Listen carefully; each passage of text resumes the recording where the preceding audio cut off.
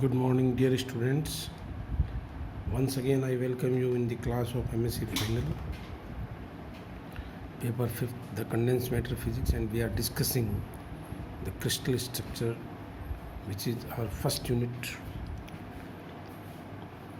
So far, I have told you about various types of crystal structures, and yesterday I discussed the assignment which I provided you last week, and in the continuation, today I shall discuss the diffraction of X-rays by crystals.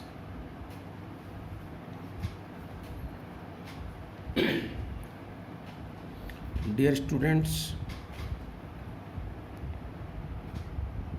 diffraction is a phenomena which is the essential character of wave nature.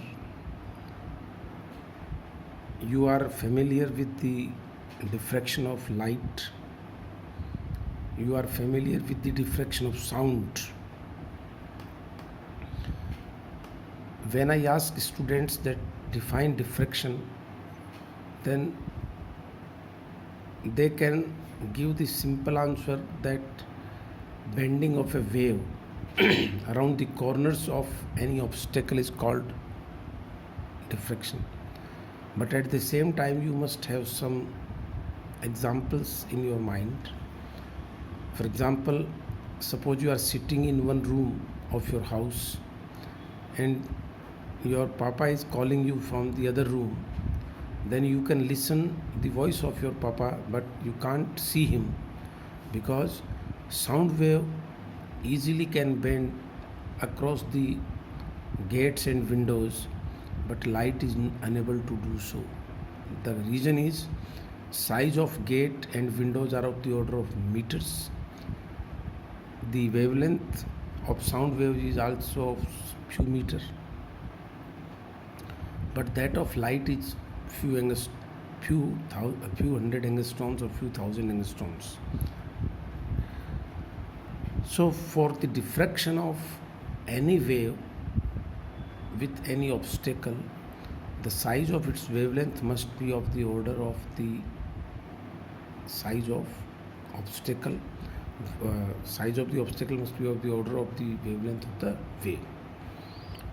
So you can see, if I wish to study crystal structure using some diffraction phenomena, then the size of the wave, length of the wave must be of the order of the interatomic or intermolecular separation.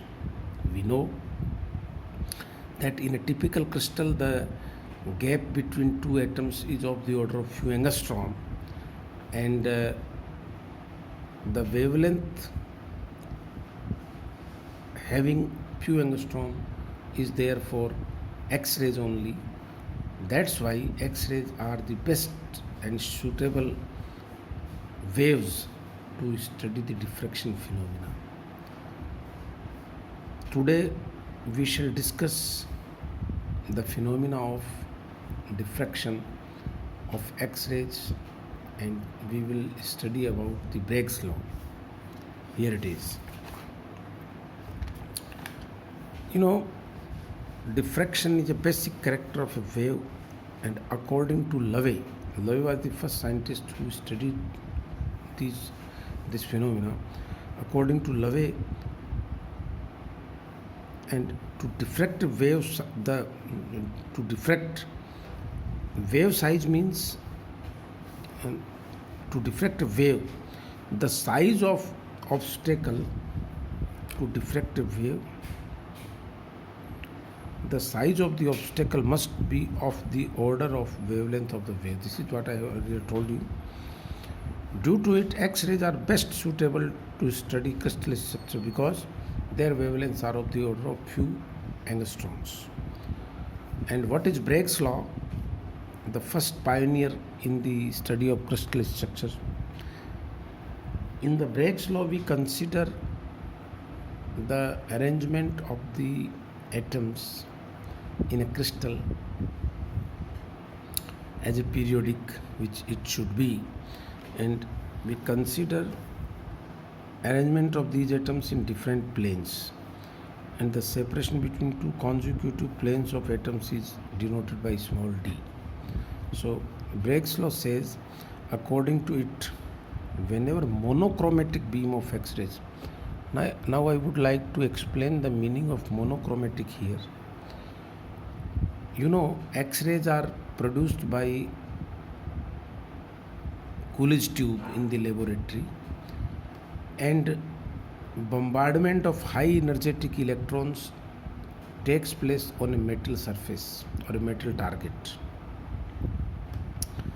and these bombarded electrons are retarded by the electric field of the atoms of the target. In this particular phenomena, they can lose any energy from 0 to the maximum which they possess. So always continuous X-ray spectrum is obtained from a Coolidge tube, but there are some characteristic lines depending upon the atomic number Z of the target material, and these characteristic X-rays are having specific wavelengths. So if the beam which is incident is having the maximum value of or maximum amount of that particular characteristic X-rays, then it is said to be a monochromatic X-ray. So in nutshell, you can say monochromatic means that X-ray beam which is having only one type of wavelength, that is called X-ray, monochromatic X-ray. So according to it, when monochromatic beam of X-rays falls on the atoms in a crystal, it is scattered by those atoms which are placed in a parallel plane. When the path difference, now come to the, see, this is incident beam. I can show its wavefront like this if you are familiar with wavefront.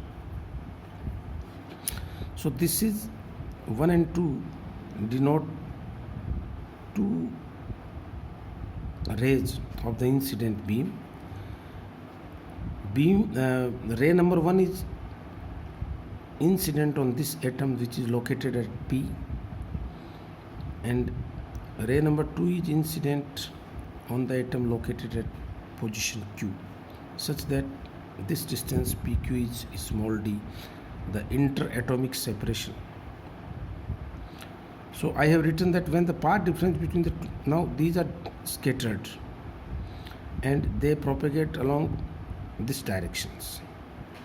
Then one is going like this,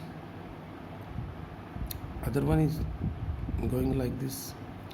So if you draw from P one perpendicular here and one perpendicular here, then this distance, see here, this is the path difference between these two after they interfere here and this, because up to this line they had equal path, and after this line they will have equal path. So the only difference of path takes place here.